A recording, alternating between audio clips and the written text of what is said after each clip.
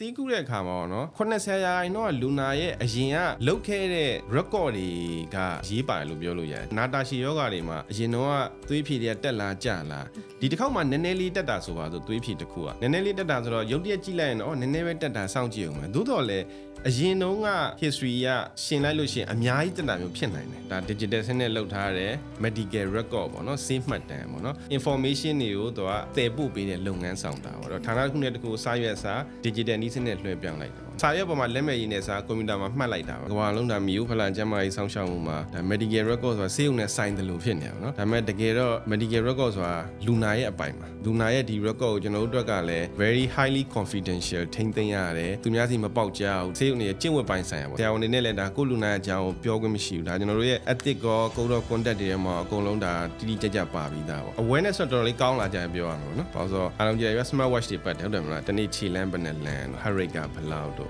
sleep ကဘယ်လောက်တို့အခုဆိုပြေးကြတယ်ဟုတ်တယ်မလား VO2 max ကဘယ်လောက်ရှိတယ်တို့တိုင်းတာတဲ့ဟာတွေအများကြီးရှိတယ်ပေါ့အဲ့တော့ကျန်းမာရေး data တွေကိုတို့ကသိကျင်လာတယ်ဆိုတော့နှလုံးခုန်လုံးကပြေးတဲ့အချိန်မှာဘယ်လောက်ရှိတယ်အခုဆိုဘယ်လောက်ရှိတယ်သွေးပေါင်ညင်ကဘယ်လောက်ရှိတယ်8 test score ကတော့ဘယ်လောက်ရှိတယ်ဒါတွေကလူတွေကတော်တော်များများသိကျင်လာကြတယ်လေ mobile app ကတကယ်တော့ရှေ့မှာရှေ့တကားပေါက်လေးပဲရှိတယ်အနောက်မှာဟို system တွေမကောင်းရင်အလကားပဲပေါ့ဒါ digital စနစ်ကမရှိမဖြစ်လို့ကျွန်တော်တို့ခံယူထားခဲ့ပေါ့အဲ့ဒီကလွန်ခဲ့တဲ့10နှစ်လောက်ခဲ့ရပါတော့ယောဂဖြစ်မှဆေးရုံလားခုအိမ်ပြန်ဆေးရုံလည်းဆေးရုံနေလူနာလည်းလူနာနေအဲ့ဒါ disease model ပဲကျွန်တော်တို့သွားတဲ့ wellness model ကြတော့ဆေးရုံလားကုသမှုပြီးဆေးကန်းလားကုသမှုပြီးတော့အိမ်ပြန်ဝိုင်းတော့ကျွန်တော်တို့နဲ့သူတို့နဲ့ in touch ဖြစ်ဖို့ channel တစ်ခုကြည့်စီနေပေါ့နော်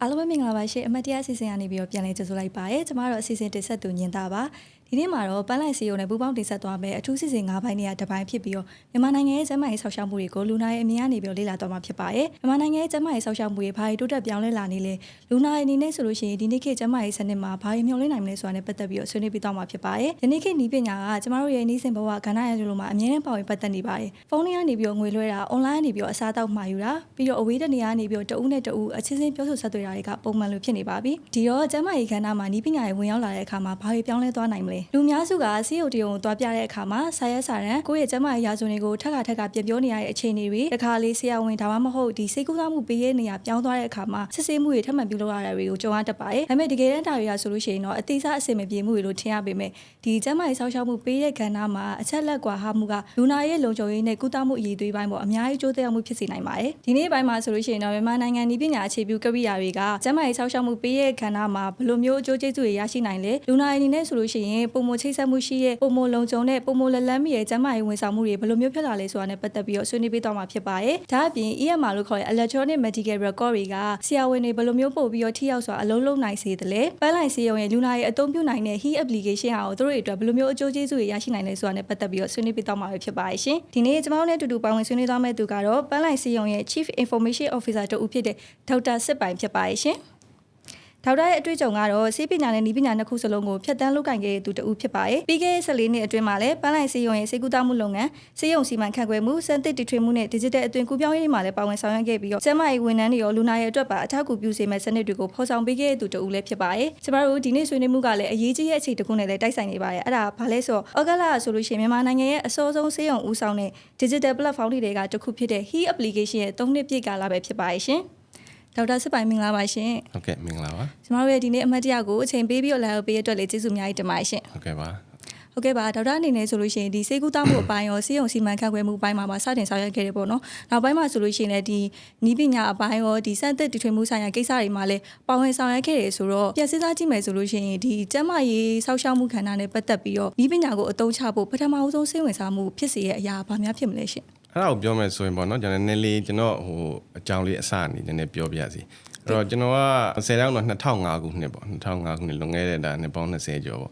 ့အဲ2005ခုနှစ်10တန်းအောင်တဲ့ချိန်မှာအဲ့ဒီကကျွန်တော်နီးပညာကိုစစိတ်ဝင်စားရပေါ့နော်ပထမစခြင်းသို့တော်လည်းကျွန်တော်စေတက်ကတူနှစ်ပေါ့နော်စေတက်တူနှစ်တက်ဖြစ်တယ် အဲ့ဒီကနေတဆင့်ကျွန်တော်တို့ဒါပန်းလိုက်ဆေးဝင်ရောက်လာတယ်ပန်းလိုက်ဆေးမှာအဲ့ကလေးကကျွန်တော်တို့ဟိုနိုင်ငံတကာအဆင့်မီစနစ်တွေနဲ့သွားတယ်နောက် protocol တွေ SOP တွေစသဖြင့်ပေါ့နော်အဲ့လိုမျိုးသွားတဲ့အချိန်မှာကျွန်တော်2015လောက်ထိဒါစီကူတာမှုလုပ်ငန်းစဉ်တွေပန်းလိုက်ဆေးမှာလုပ်ခဲ့တယ်ပေါ့လုပ်ခဲ့ပြီးတော့2014-15မှာစကြင်ကျွန်တော်ပန်းလိုက်ဆေးမှာ digital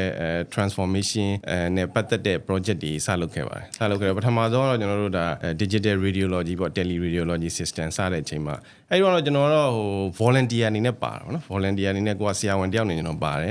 ပါရနေပြီးတော့အဲ့မှာစပြီးတော့ဟိုမြင်လာတာပေါ့အရင်တော့ကျွန်တော်တို့မီယိုဖလာဆိုရင်ဒါဓာတ်မှန်ရိုက်တယ်ဓာတ်မှန်ဖလင်ကြီးကိုလူနာကသယ်လာတယ်ပြီးလို့ရှိရင်report ဆရာဝန်ဓာတ်မှန်ဖလင်ကြီးထိုးပြီးဖတ်တယ်ပြီးတော့အဲ့ဖလင်ကြီးကိုတင်ထားတယ်ပေါ့နော်ပြီးတော့နောက်တစ်ယောက်ဖတ်ချင်ဘယ်လိုလုပ်မလဲပြီးတဲ့အခါမှာတနေရာကိုဖတ်ဖို့ဒီဖလင်ကြီးကိုကင်သွားတယ်ဒါပေမဲ့ digital radiology မှာဒါတွေအကုန်လုံးမလိုတော့ဘူးပေါ့နော်ဖလင်ကိုသုံးစရာမလိုတော့ဘူးစပြီးတော့ကျွန်တော်တို့အဲ့လိုမြင်လာတဲ့အချိန်မှာအော်နီးပညာဒါကျွန်တော်တို့ရဲ့ဒါကုသမှုမှာတော်တော်အကျိုးရှိပါလားဆိုတာစပြီးတော့အဲ့မှာဟိုထိတွေ့မှုရတာပေါ့နော်ထိတွေ့ရနေစပြီးတော့ဆက်လက်ပြီးဒါအခုဒါ10စုနှစ်တစ်ခုကြာအထိကျွန်တော်တောက်လျှောက်ဤပညာနဲ့ဆိုင်တဲ့ဒီကျန်းမာရေး project တွေအများကြီးလုပ်ခဲ့တယ်အဲ့ဒီလိုမျိုးပေါ့ဟိုငယ်စဉ်တွေကစိတ်ဝင်စားတာတစ်ခုကနေပြီးတော့အခွင့်အလင်းပေါ်လာတဲ့အချိန်မှာကျွန်တော်မြင်လာရကနေပြီးတော့ဟိုစတင်စိတ်ဝင်စားခဲ့တယ်ပြောရမှာပေါ့ဟုတ်ကဲ့ပါဆရာအနေနဲ့ဆိုလို့ရှိရင်ဒီ10စုနှစ်ကျော်ကာလတစ်ခုဖြတ်တန်းခဲ့တဲ့အတွေ့အကြုံရဆိုလို့ရှိရင်လူနာရဲ့အများဆုံးဒီကျန်းမာရေးစနစ်မှာဆိုရင်ပေါ့နော်လူနာရဲ့အများဆုံးကြုံတွေ့ရတဲ့အခက်အခဲကဘာများဖြစ်မလဲရှင်ဟိုကျွန်တော်တို့ဒါဟိုအများစုကြုံရတဲ့ဟာနံပါတ်1ကတော့ access ပေါ့နော်လူနာအနေနဲ့ကျန်းမာရေးစောင့်ရှောက်မှုကို access လုပ်တဲ့ဟာမှာခက်ခဲအများကြီးရှိတယ် even ရန်ကုန်ဆိုတာဒါအဖွင့်မျိုးဆုံးပါပဲဗမာပြည်မှာဒီမှာတော့မှခုနလိုမျိုး distance ပေါ့အကွာဝေးနဲ့ပတ်သက်တဲ့ဟာမျိုးတွေနောက်ပြီးတော့ဟိုစား financial ပေါ့နော် resource မျိုးငွေကြေးဒါတက်နိုင်ခြင်းမတက်နိုင်ခြင်းဒီကိစ္စတွေပြီးတဲ့အခါမှာကျွန်တော်တို့ရဲ့ဒီကျန်းမာရေးစောင့်ရှောက်မှုပေးတဲ့လူတွေအနေနဲ့ကလည်း limitation ပေါ့ဟိုမှာဗမာပြည်မှာဆိုလို့ရှိရင်အုံနှောက်ခွဲစိတ်နိုင်တဲ့ဆရာဝန်ဆိုတာအများကြီးမရှိဘူးအဲဒါမျိုးအဲ့ခါကျလူနာတွေကအုံနှောက်ခွဲစိတ်မှုလိုချင်တဲ့ဆိုဒီနေရာကိုပဲသွားလို့ရတယ်အဲ့ခါကျတော့ခုနလိုပေါ့နော်ဟိုသွားနိုင်မှာလားဝေးလားနီးလားဒီကိစ္စတွေအများကြီးဖြစ်လာတယ်ပေါ့နောက်နံပါတ်2အချက်ကကျတော့ complex ဖြစ်တာပေါ့ကျွန်တော်ကျမ်းမာရေးရောက်မှုကကျွန်တော်စေးရုပ်စည်းကမ်းဆိုတော့တကယ်တော့ရှုပ်ထွေးပါတယ်ရှုပ်ထွေးတယ်ကျွန်တော်တို့လိုဒီကျမ်းမာရေးလောကမှာလုပ်နေတဲ့လူတွေတောင်မှတစ်ခါလေကြာလို့ရှိရင်အမကျွန်တော်အတော်ပေါ့နော်ဘာယောဂပါဆိုပါတော့လိဗနာပေါ့အဲ့ဆိုရင်တော့မှဘယ်ဆရာနဲ့ပြရမလဲဘယ်ကိုခေါ်ရမလဲဆိုတာဟိုတစ်ခါကျကိုကဟိုဆုံးဖြတ်ရတာမှာ factor မျိုးစုံစဉ်းစားတာပေါ့။သူကဘယ်မှာနေရလဲ။ तू နေတိုင်းသွားနိုင်ရဲ့လား။ तू ရောပတ်စံရော तू ဘယ်လောက်တက်နိုင်လဲ။နောက်ပြီးတော့ तू ဘယ်ရက်တွေမှာပြကျင်တာလဲ။ဒီဆရာကြီးရောဘယ်မှာရှိရ။စသဖြင့်ပေါ့နော်။အဲ့လိုမျိုးရှိတယ်။ပြီးတဲ့အခါမှာစေးရုံစေးကန်းကိုရောက်တဲ့အခါမှာတောင်တာမန်လူတယောက်အနေနဲ့ဘယ်ကစမလဲဆိုတာခက်ခဲတယ်။ကျွန်တော်တို့ဒါဟိုကောင်းတော်သွားမှာလား OPD outpatient စေးကန်းကိုသွားမှာလားဆရာဝန်နဲ့တန်းတွေ့ရမှာစသဖြင့်ပေါ့ပြီးတော့စေးရုံစေးကန်းနောက်ကွယ်မှာလောက်ကင်နေတဲ့ process တွေကများတဲ့ခါကျတော့တာမန်လူတယောက်အနေနဲ့နားမလည်နိုင်ဘူးပေါ့နော်နားမလည်နိုင်အောင်ခက်ခဲတယ်စေးဥမှာကျတော့ problem ကြီးလည်းကြီးတယ် complex ဖြစ်တယ်ချိတ်ဆက်တာကြီးများတယ်ပေါ့နော်အဲ့ဒီဟာအတွက်လူနာတွေအတွက်ဒါခုနက complexity ပေါ့ challenge တစ်ခုရှိတယ်နောက် access ရှိတယ်ပေါ့နောက်တစ်ခုကကျတော့ affordability ပဲဆိုကြပါတော့နော် affordability ခုနလိုမျိုးဟိုတက်နိုင်မှုပေါ့နော်တက်နိုင်မှုအဲ့ဒီအပိုင်းတွေရှိတယ်ပြီးတော့ information တွေကအဲ့လိုမျိုးဟိုပြန့်ကျဲနေတာပေါ့စေကူတာမှုကကျွန်တော်တို့ကမျိုးဆရာဝန်တယောက်တည်းနဲ့မပြီးပါဘူးခင်ဗျဆရာဝန်နောက်မှာကျွန်တော်တို့ team အများကြီးလိုတယ်ကျွန်တော်တို့နောက်ဆုံးတန်ရှင်းလုပ်တဲ့လူကစပြီးတော့ဟိုဆက်ပြင်းတဲ့လူအစုံအဲယာကွန်ပြင်းတဲ့လူလည်းပါတယ်ကျန်တဲ့ဟိုပြန်လဲစောင့်ရှောက်ရေးပေါ့နော်လိုမျိုး rehab လိုမျိုးတွေနောက်ပြီးတော့ဆေးပေးတဲ့ pharmacist လိုမျိုးတွေဓာတ်ခွဲခန်းဓာတ်မှန်စသဖြင့်ပေါ့အဲ့တော့ဒါတွေအကုန်လုံးကိုစုပေါင်းတဲ့အခါမှာဘာဖြစ်လာလဲဆိုတော့လို့အချက်လက်တွေကဟိုလိုတက်စီဟိုချိတ်ဆက်မှုအားနေတာပေါ့တော်တော်များများကျွန်တော်တို့စီမှာအများစုပေါ့နော်ဆေးရုံအများစုကဆရာဝန်ကဒီစာအုပ်လေးတစ်ခုပေးလိုက်တယ် booklet လေးလေအဲ့ဒီထဲမှာဆရာဝန်ကသူရေးလိုက်ဆေးတောက်ရင်ပေါ့သူဘာညာရေးထားလေးရှိရပေါ့နော်ဒါလေးတစ်ခုနဲ့ပဲဆိုတော့စိတ်ကောင်းတာသွားတယ်တခြားသွားတယ်နောက်တစ်ခေါက်ပြန်သွားလို့ရှိရင်ဒီစာအုပ်ကပိုင်လဲပါကြည်ပြောက်တာလည်းရှိမယ်ပြီးနောက်ဆေးရုံသွားလို့ရှိရင်ဆိုတော့နောက်စာအုပ်တုပ်လာပြန်အောင်ဓာတ်ခွဲခန်းမှာဟိုစစ်တဲ့အဖြေကနောက်တစ်ခေါက်လာလို့ရှိရင်ဒီဓာတ်ခွဲခန်းမှာအဖြေကဆရာဝန်စီမှာရှိနေမှာလားလူနာသဲလာမှာလားအဲ့လိုမျိုးပေါ့အဲ့လိုမျိုးတွေချိတ်ဆက်တွေအားနေတဲ့ခါကျတော့လူနာကုသမှုလုပ်ငန်းစဉ်မှာလို့နှောင့်နှေးမှုတွေရှိတာပေါ့နော်ဒါတော့ကျွန်တော်မြင်တာတော့အဓိကအားနည်းချက်တွေလို့မြင်ပါတယ်ဟုတ်ကဲ့ပါအခုနောက်ပိုင်းဆိုလို့ရှိရင်ပေါ့နော်လုပ်ငန်းတွေပဲတော်တော်များများမှာဒီ digital စနစ်ကိုအရှိန်အဟုန်နဲ့ဒီကျင့်သုံးလာကြရဲဒီတော့ဆရာအမြင်အရပြောမယ်ဆိုလို့ရှိရင်မြန်မာနိုင်ငံနဲ့ဒီကမ္ဘာတဝန်းကသူတွေကဒီလိုမျိုးပြောင်းလဲမှုမျိုးကိုပေါ့နော်အရှိန်အဟုန်နဲ့လက်ခံကျင့်သုံးလာတယ်လို့ယူဆမိသလားရှင်မှန်ပါတယ်ဟို digitalization ပေါ့နော် digitalization digital transformation ဆိုတာ internet ခေတ်ဦးပေါ့နှုတ်ငယ်တဲ့နှစ်ပေါင်း စိတ်ပေါ့နော်ဆိုတော့နှစ်ပေါင်းအစိတ်လောက်ကစပြီးတော့ဒါတကဘာလုံးစပြီးတော့ in dai အားလိုက်ဖြစ်လာတယ်ပေါ့နော်ဖြစ်လာတယ်ဒါ banking တွေ financial sector တွေရှိတယ် manufacturing retail industry စသဖြင့်ပေါ့နော်အကုန်လုံးကဒါ digital transformation လုပ်ရမယ်အများကြီးပေါ့သို့တော်လည်းပွင့်လင်းပြောတော့ကျမ်းမာရေးကနည်းနောက်ကျရတဲ့ပါတယ်ဒါကျွန်တော်ဗမာပြည်မှာမဟုတ်ပါဘူးနိုင်ငံတကာမှာလည်းဘာဖြစ်လို့လဲဆိုတော့ကျမ်းမာရေးစနစ်ကခုနပြောဆိုရှုပ်ထွေးတယ်ပေါ့နော် complexity နည်းနည်းများတယ် data safety တို့လို့ clinical safety တို့အဲ့ဒါလေးကနည်းနည်းလေး sensitive issue ဖြစ်တယ်သူရဲ့အစတွေကကျမ်းမာရေး very မှာ strict protocol နဲ့အဲ့လိုသွားတာဘာလို့လူအသက်ဖြစ်တဲ့အချိန်အဲ့ဒီကတခုခုချိန်လိုက်လို့ရှိရင်သူကယုံခဲတယ်ပေါ့ပြောရမှာဆရာဝန်တယောက်ကိုယုံကြည်အောင်ပြောဆိုတာနည်းနည်းခက်တယ်တဲ့ပါတယ်ကိုယ်တိုင်လည်းဆရာဝန်ဟိုဖြစ်လာတဲ့ခါပြီးတော့ကျမ်းမာရေးဟိုဟာတော်တော်များများတခြားဟာတွေနဲ့မတူတာ private တွေကတော့ဟို private အလျောက် financial resource ရှိတော့ညာလဲpublic system တွေဆိုပို challenging ဖြစ်တာပေါ့နော်အဲ့လို system မျိုးအနောက်က financial support လိုက်ဖို့ခဲရင်နေပေါ့နော်သို့တော်လဲဟိုအခု AI ခေတ်မှာတော့အများကြီးတော့ကတ်ချက်တော့ဖြစ်လာပါတယ်ဖြစ်လာပြီဆိုတော့ personally ကတော့ကျွန်တော်တို့အကောင်းမြင်ပါတယ်အကောင်းမြင်တယ်ဆိုတာတစ်ဖက်ကကြည့်ရင်လည်းကျွန်တော်တို့ဟိုအခွင့်အရေးတစ်ခုရှိတယ်ဘာလဲဆိုတော့ leapfrogging ပေါ့နော်ဘာနဲ့တူလဲဆိုတော့ဥပမာပြောအရင်ခေတ်ကကျွန်တော် 4G ပေါ့ 4G internet ပေါ့ကျွန်တော်တို့က mobile penetration rate ကဒါ region မှာတော့မှအမြန်ဆုံးနဲ့ပါတယ်ပေါ့နော်အမြင့်ဆုံးနဲ့ပါတယ်ပေါ့အဲ့လိုမျိုးကနေတဆင့်ဘာဖြစ်လာလဲဆိုတော့အခုဆိုတာ mobile wallet တွေပါရဆိုလို့ရှိရင်ဒါ even regional Singapore တို့တခြားကိုယ့်တဲ့အများကြီး event ဖြစ်တဲ့ Hong Kong တို့တော့ဒီ mobile wallet ကိုအခုမှသူတို့ကပြောင်းမှုစူးစမ်းနေတော့ဗောနော်ဘာလို့ဆိုတော့သူတို့ကြတော့ကတ်စနစ်တွေပါရအရင် develop ဖြစ်ခဲ့တဲ့အခါကျတော့သို့တော်လည်းကျွန်တော်တို့ကြတော့ကတ်တွေပါရနောက်ကျခဲ့တော့ mobile wallet ကိုသွားတာပုံမြန်သွားတယ်ဗောနော်ကျွန်တော်လည်းလို similarly ပဲလိုပဲယူဆပါတယ်ကျွန်တော်တို့တကယ်သွားလို့ရှိရင်တော့သူများတွေ10နှစ်လောက်ယူတဲ့ဒီအမှားတွေကသင်ခန်းစာယူပြီးတော့ကိုမြန်သွားနိုင်မယ်လို့ကျွန်တော်မြင်ပါတယ်ဟုတ်ကဲ့ပါအခုဆိုလို့ရှိရင်ပေါ့နော် digital စနစ်တွေမတွင်ကျယ်ခင်အားဆိုလို့ရှိရင်ညီမတို့ဆိုရင်ဒီစာရေးစာတမ်းတွေကိုအဓိကအခြေပြုပြီးတော့လုပ်ကြရဲပေါ့နော်ဒီတော့ဆေးဘက်ဆိုင်ရာရှုထောင့်ကြည့်မယ်ဆိုလို့ရှိရင်စာရေးစာတမ်းအခြေပြုစနစ်တွေရဲ့လက်တွေ့ကျရဲ့ကန့်သက်ချက်ကဘာများဖြစ်မလဲရှင်နံပါတ်1ကတော့ဟိုပျောက်ဆုံးပျက်စီးလွယ်တာပေါ့ညီမလေးဒါအလွယ်ပြောရမယ်ဆိုလို့ရှိရင်အဲ့တော့ဟိုစာရွက်ဆိုတဲ့သဘောတရားတိုင်းဒါပြဲမယ်ဆုံးမယ်တနည်းအားဖြင့်သွားရေးဆိုမယ်ဒါအားလုံးလည်းကြုံမှုကြမယ်ထင်ပါတယ်ဒါကျွန်တော်ကြည့်နေတဲ့ပရိသတ်တွေရောလူတိုင်းကြုံမှုပါတယ်ဒီစာအုပ်ကဘာလို့ဆိုတော့ဒါကြီးကတစ်သက်လုံးမသိမ်းထားနိုင်ဘူးဗျာအိမ်ပြောင်းရင်ပျောက်တာတို့လမ်းမှာဖြစ်တာဒါကလူတိုင်းကြုံမှုတယ်နော်နံပါတ်1 challenge ပေါ့နော်နောက်နံပါတ်2ကကြတော့ခုနကျွန်တော်ပြောခဲ့သလို information တွေရလို့ပြတ်နေရပါတော့အဲ့တော့ဆိုပါစို့ဆေးရုံ A မှာပြခဲ့တယ်ရေးခဲ့တဲ့ record နဲ့ဆေးရုံ B မှာပြခဲ့တဲ့စာအုပ်ကတစ်ခုပေါ့နော် even same ဆေးရုံမှာတော့မှဆရာဝန် A မှာပြထားလို့ဆရာဝန် A ကတအုပ်ဆရာဝန် B ကနောက်တော့ဟုတ်တယ်မလားဆရာဝန်တချို့9လောက်နဲ့စာအုပ်ကြီး9အုပ်ကိုင်ပြီးတော့ထပ်လိုက်ကြီးစာအုပ်ထပ်လိုက်ကြီးကိုင်လူစေးုံသွားတယ်လေအဲ့ဒီခါကျတော့ဘာဖြစ်လာလဲဆိုတော့ခုနလို information တွေကတက်စီဖြစ်တာเนาะဒါပေမဲ့အဲ့ထဲမှာကျွန်တော်တို့ကဆက်နေတဲ့ဟာတွေအများကြီးရှိတယ်ကျွန်တော်ကျမ်းမာရေးဟိုလောက်တယ်ဆိုတာကျွန်တော်တို့က data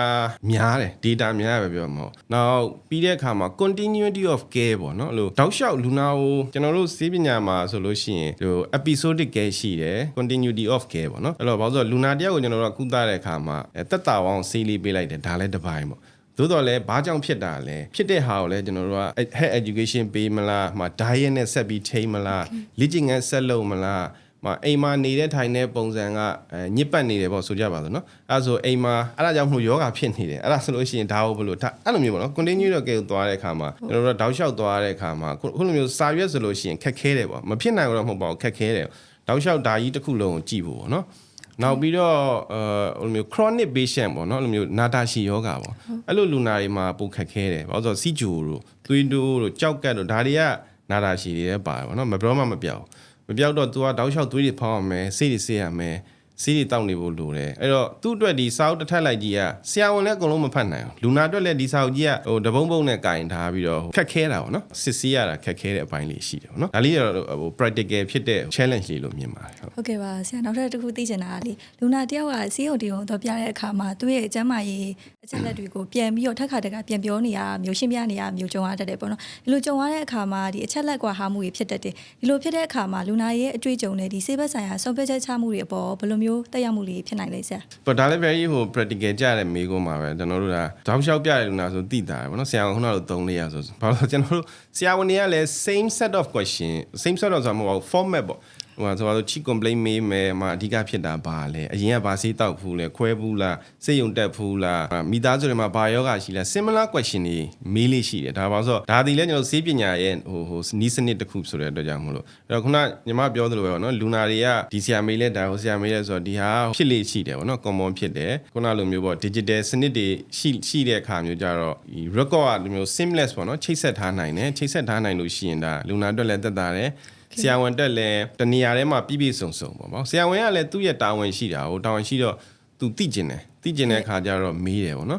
်ပြီးတော့ဆရာဝန်လည်းလူပဲလေဆရာဝန်လည်းလူဆိုလူနာအများကြီးကျွန်တော်တို့အကုန်မှတ်မိနိုင်ပါဘူးဒါအကုန်မှတ်မိနေတော့လူနာတယောက်ကြောင်းကိုနဲ့အရန်ရင်းဒီမှသွားမှသာတီကောင်းသိနိုင်ဗောနော်ပုံမှန်ကတော့နေတိုင်းလူနာယာနဲ့ချီကြည့်နေဆရာဝန်ဆိုပို့ဆိုးတာဗောအဲ့ခါကျတော့သူ့အတွက်ကဒီလိုမျိုးစာရွက်တွေအများကြီးလည်းသူကြည့်နိုင်မှုခဲရင်ပါတယ်မကြည့်နိုင်ဘူးအဲ့တော့ကြောင့်မလို့ digital စနစ်တာသုံးနိုင်လို့ရှိရင်ဟို digital စနစ်ထဲမှာဒါမျိုးတွေအကုန်လုံးကျွန်တော်တေချာလေး record လုပ်လို့ရတယ် digital ဖြစ်သွားတဲ့အတွက်ဟိုဆရာဝန်တွေနဲ့အဆင်ပြေတဲ့ပုံစံနဲ့ပြသလို့ရရပါတော့ဒါလေးရှိပါဆရာဒီမတူညီတဲ့နေရာတွေကနေပြီးတော့ပေါ့နော်ကျန်းမာရေးမှတ်တမ်းတွေစနစ်တကျစုဆောင်းထားတာမရှိတဲ့အခါမှာဆိုလို့ရှိရင်ဒီလူနာနဲ့ဆရာဝန်တွေကြားမှာပေါ့နော်ကုသမှုခက်ခဲသွားတဲ့အပိုင်းလေးရှိတတ်တယ်ပေါ့နော်ဒီလိုခက်ခဲသွားတဲ့အဲ့လိုမျိုးအခြေအနေလေးဥပမာလေးရှိလို့ရှိရင်လည်းမျှဝေပြပါအောင်ဆရာကျွန်တော်တို့ကစီးကူးတဲ့အခါမှာပေါ့နော်80ရာခိုင်နှုန်းကလူနာရဲ့အရင်ကလုတ်ခဲ့တဲ့ record တွေက80ရာခိုင်နှုန်းလောက်အရေးပါတယ်လို့ပြောလို့ရတယ်အကြံမြင်အကိဝလွဲလို့ပေါ့နော်အခုမှစဖြစ်တာဆိုတော့တမျိုးပေါ့သို့တော်လည်းခုနကနာတာရှည်ယောဂါတွေမှာအရင်တော့သွေးဖြည်တွေကတက်လာကျလာဒီတစ်ခေါက်မှနည်းနည်းလေးတက်တာဆိုပါဆိုသွေးဖြည်တစ်ခုကနည်းနည်းလေးတက်တာဆိုတော့ရုပ်တရက်ကြည့်လိုက်ရင်တော့နည်းနည်းပဲတက်တာစောင့်ကြည့်အောင်မယ်သို့တော်လည်းအရင်တုန်းက history ကရှင်လိုက်လို့ရှိရင်အများကြီးတက်တာမျိုးဖြစ်နိုင်တယ်Okay ဘာလို့ဆိုကျွန်တော်တို့ကဟိုမှာသွေးဖြည်တစ်ခုပဲဆိုရသွေးဖြည်တစ်ခုကကျွန်တော်တို့ range နဲ့ပြောတာဟုတ်မှာ10ကနေပြီးတော့12ကြားရှိရမယ်ပေါ့တောက်လျှောက်ကဆိုပါဆိုတော့10တောင်မပြည့်တပြည့်ပေါ့နော်9.8ကအခုကျမှသူ14လောက်ဖြစ်လာတယ်ဆိုလို့ရှိရင်မဟုတ်12တက်14လောက်12ကနေကျော်ပြီး14လောက်ပဲဖြစ်တာဆိုတော့မစိုးပါဘူးလို့ယူဆနိုင်တယ်သို့တော်လည်းအရင်အဖြစ်နဲ့ရှင်ကြည့်ရင်အများကြီးกว่าသွားပြီဒါဆိုရင်ကျွန်တော်တို့ကဆရာဝန်တယောက်အနေနဲ့ဘာကြောင့်လဲဆရာဝန်ဆိုတာလည်းကျွန်တော်တို့ကဟိုစုံတောက်လို့ပဲဆက်ရတာဟိုအဲ့တော့ဘာကြောင့်လဲပေါ့အဲ့တော့ခုလိုမျိုးလူနာအနေနဲ့ဒီမျိုး information တွေက scatter ဖြစ်တဲ့ different ဟာမှာဆိုရင်တော့အဲ့လို hardware လေးတွေရှိလာနိုင်တယ်ဟုတ်ကဲ့ပါဆရာဒီခင်မီကျန်းမာရေးစနစ်တစ်ခုရဲ့ပေါ့နော်အရေးကြီးတဲ့တိုးတက်မှုတစ်ခုက EMR လို့ခေါ်တဲ့ electronic medical record ဖြစ်တယ်ပေါ့ဒီတော့ပရိသတ်တွေအတွက်ရိုးရိုးရှင်းရှင်းရှင်းပြရမယ်ဆိုရင် EMR ဆိုတာဘာကိုဆိုလိုရလဲရှင်EMR ဆိုတာ electronic medical record system ပေါ့နော်တချို့ကလည်း electronic health record system လို့လည်းခေါ်ကြပါတယ်သူ့ရဲ့နာမည်အတိုင်းပဲ electronic ပေါ့ဒါ digital စနစ်လောက်ထားတဲ့ medical record ပေါ့နော်ဆေးမှတ်တမ်းပေါ့နော်ရိုးရိုးလေးတွေ့လိုက်ရင်တော့အဲ့ဒီဟာပေါ့နော် information တွေကိုသူကတည်ပို့ပေးတဲ့လုပ်ငန်းဆောင်တာပေါ့နော်ဌာနတစ်ခုနဲ့တစ်ခုစာရွက်စာ digital နည်းစနစ်လွှဲပြောင်းလိုက်တယ်ပေါ့နံပါတ်2ကကြတော့မှတ်တမ်းပေါ့နော် digital နဲ့ဟိုစာရွက်ပေါ်မှာလက်မဲ့ရည်နဲ့စာကွန်ပျူတာမှာမှတ်လိုက်တာပေါ့အဲ့တော့ enter လုပ်တယ်ပေါ့လူညီသူမဆို enter လုပ်တယ် enter လုပ်တော့ဘာကောင်းလဲဆိုတော့စာရွက်ပေါ်မှာဆိုလို့ရှိရင်ဒီစာရွက်ထဲမှာတနေရာထဲမှာပဲရှိတယ်ဒီစာရွက် physically ကြည့်တော့ဟိုဘယ်လိုပြောမလဲ physically တည်ဝါမှကြည့်လို့ရမယ်ဒါမှမဟုတ်လဲလွန်ကြောင်အခုခေတ်မှာဗျဓာတ်ပုံရိုက်ပြီးတော့ Viber ပို့လိုက်လို့ကြည့်လို့ရတယ်ဒီလောက်ပဲပေါ့နော်ဒါဟိုမှာကျတော့သက်ဆိုင်တဲ့ဌာနတွေကအကုန်လုံးတပြိုင်တည်းကြည့်လို့ရတယ်သို့တော်လည်းနောက်ွယ်မှာအဓိကတော့ system တွေချိတ်ဆက်တာတွေရှိတယ်ပြီးတဲ့အခါမှာတခြားဒီဟိုဆက်ပစ္စည်းနဲ့ချိတ်ဆက်တဲ့ပိုင်းတွေရှိတယ်။သွေးပေါင်ချိန်တိုင်းနဲ့ဓာတ်ခွဲခန်းတွေဓာတ်မှန်ဆက်တွေနဲ့ချိတ်ဆက်တာရှိတယ်။ပြီးတော့အပြင် mobile application တွေနဲ့ချိတ်ဆက်တာရှိတယ်။အဲ့ဒါလိုမျိုးတွေကတော့အားသာချက်ရှိပါတယ်။ဟုတ်ကဲ့ပါဒီခုပေါ့နော်ကျန်းမာရေးစနစ်တစ်ခုမှာလူနာရဲ့ဒီကျန်းမာရေးအချက်လက်တွေကိုပေါ့နော်ချက်ချင်းကြည့်ရှုနိုင်တဲ့အခါမှာလူနာရဲ့အတွေ့အကြုံနဲ့ဒီကုသမှုအရေးတွေဘိုင်းပေါ်ဘယ်လိုမျိုးတက်ရောက်မှုလေးဖြစ်နိုင်လဲဆရာ။ဟုတ်နံပါတ်1အတွေ့အကြုံကစပြောမယ်ဆိုရင်ဟို patient experience ရဆိုဒါကျွန်တော်ပြန်စဉ်းစားကြည့်ရင်ခုခေတ်မှာဗျာလူတွေကအမြန်ပဲလိုချင်တာသိရမလားဟို digital ခေတ်ကိုကျွန်တော်တို့မှာ messenger တွေ message ပို့လိုက်ရင်တော့မှ2ရက်လောက်နေမှဒီ online shop ပြန်မကြိုက်ချင်တော့ဟုတ်တယ်မလားဘယ်သူဆိုလေအဲ့တော့ဟိုချက်ချင်း instant လိုချင်တယ်အဲ့တော့ဟိုစေးရုံနဲ့ထိုးနည်း၎င်းမဲ့ expectation ရှိတာပဲမရှိဘူးပြောလို့မရဘူးအဲ့ဒါကြောင့်မို့လို့လဲမှာဆရာဝန်တွေရဲ့စောင့်ရတာကြားတယ်တို့စေးရုံဘာဖြစ်ရင်ဘာဖြစ်တယ်ဆိုတာလူတိုင်းရှိတယ်ပေါ့နော်အဲ့တော့ကျွန်တော်တို့က digital စနစ်တွေရှိတဲ့အားသာချက်ကကြတော့ဒါမျိုးတွေမှာကျွန်တော်တို့ကအများကြီးဟို supportive ဖြစ်တယ်ပေါ့အဲ့တော့ဥပမာဆိုရင်ကျွန်တော်တို့စေးရုံမှာ digital တစ်ခုခုဆိုလို့ရှိရင်လူနာကလက်မေးလိုက်တယ်ပေါ့စေးရုံဖုန်းဆက်မေးလိုက်တယ်ဟာကျွန်မအရင်လားကဆိုပါစို့ဟိုရင်သားတက်မှန်ရိုက်ထားတယ်ရင်သားတက်မှန်ဒါပေမဲ့အဲ့တော့အဖြေစာရဲ့ပျောက်သွားလို့အဲ့ဒါလေးကျွန်မ email ပြန်ပို့ပေးပါဆိုကြပါစို့ဟ ပုံမှန် menu ရဲ့ဟာဆိုကျွန်တော်တို့ဘာလို့ရမလဲဟုတ်ကဲ့ပြန်ရှာမယ်သူရဲ့ဟာသိမ်းထားမယ်ဆိုရင်သူစာရွက်ပုံနဲ့သွားရှာမယ်ဟုတ်မယ်ပေါ့နော် digital စနစ်တာဆိုကျွန်တော်တို့ဒါဟိုဖုန်းပြောနေနေဟိုသူ့ရဲ့ဒါလူနာဟုတ်မှုစစ်ဆေးမယ်တခါလေးလုပ်ပြီးတော့ email ပို့နိုင်တယ်ဒါမျိုးပေါ့နော် experience မျိုးရနိုင်တယ်ပေါ့နော်ဒါလေးကအားသာချက်ပေါ့ patient experience နောက်တစ်ခုကကျတော့ဟို seamless ဖြစ်တာပေါ့နော်ကျွန်တော်ပန်းလိုက်မှာဆိုလို့ရှိရင်လည်းကျွန်တော်တို့ EMR သုံးတာ2018နောက်ပိုင်းမှာလူနာတွေတော်တော်များများအဲ့လိုမျိုးဟို feedback ကောင်းလေးအဓိကပေးတာကဆေးရုံလိုက်သူဘာမှတည်လာကြမလို့ဒါလေးတွေကတော့အားသာချက်ပေါ့နော်နောက်တစ်ခုကကြတော့ကုသတဲ့အခါမှာလည်းခုနလိုမိကြံခဲ့တာမဖြစ်အောင်နောက်က system support ပေးလို့ရတယ်ပြီးတော့နောက်အခုဒါခုနညီမလည်းပြောရသလိုကျွန်တော် mobile application ပေါ့နော် mobile application တွေကြီးပိုင်ပန်းလိုက်လိုမျိုး application တွေကျွန်တော်လုံနိုင်သွားတယ်ပေါ့လုံနိုင်လာတယ်လုံနိုင်တော့ကြောင့်မလို့လူနာတော့ကတကဘာလုံးအချိန်မျိုးနေရာမျိုးဒီဖုန်းလေးရတစ်စင်ပဲကြည့်လိုက်ရုံနဲ့သူဒါလွယ်ကူကြည့်လို့ရတယ်ပြီးတဲ့အခါမှာနောက်ဆုံးပန်းလိုက်မှမပြဘူးနောက်နေ့တခြားဆေးရုံတော့ပြမယ်ဆိုလဲသူ့အနေနဲ့ဒီဖုန်းထဲကနေလွယ်ကူပြလို့ရတယ်ပေါ့နော်အဲ့တော့ကြောင့်မို့လို့သူ့ရဲ့ကုသမှုခရီးစဉ်မှာကျွန်တော်ပြောတဲ့ continuity of care ပေါ့ဘာလို့ပန်းလိုက်ရလဲကျွန်တော်တို့ကယောဂတရားရှိတရားလုံးကုနိုင်ခြင်းမကုနိုင်ပါလေအဲ့တော့တခြားဆေးဥမှာကုနိုင်မဲ့ယောဂလည်းရှိမယ်ဒါပေမဲ့အဲ့လိုဒီ record တွေကလည်းအရေးကြီးတာပဲအဲ့တော့သူယူရီးယားတော့ပြလဲထိုင်းနဲ့တော့ပြလဲကျွန်တော်တို့ diamond ဖြစ်မှာပဲအဲ့လိုမျိုးလေးကတော့အားတာချက်ရှိတာဟုတ်ကဲ့ပါဆရာဆေးဘက်ဆိုင်ရာရှုတော့ကြည့်မယ်ဆိုလို့ရှိရင်ပေါင်းစည်းထားတဲ့ကျန်းမာရေးစနစ်တစ်ခုရှိတဲ့အခါမှာဒီမတူညီတဲ့ဆရာဝန်တွေနဲ့အထူးကုဆရာဝန်တွေချားမှာပေါ့နော်ပူပေါင်းဆောင်ရွက်မှုတွေဘယ်လိုမျိုးကောင်းမွန်သွားလဲဆိုတာလေးကိုလည်းပြောပြပေးပါအောင်ရှင်ကျွန်တော်စီကူတာမှုမှာပေါ့နော် multi disciplinary ပေါ့နော်အဲ့လိုမျိုး team ဟို approach ကအရင်ရေးကြည့်ပါတယ်။ဘာလို့ဆိ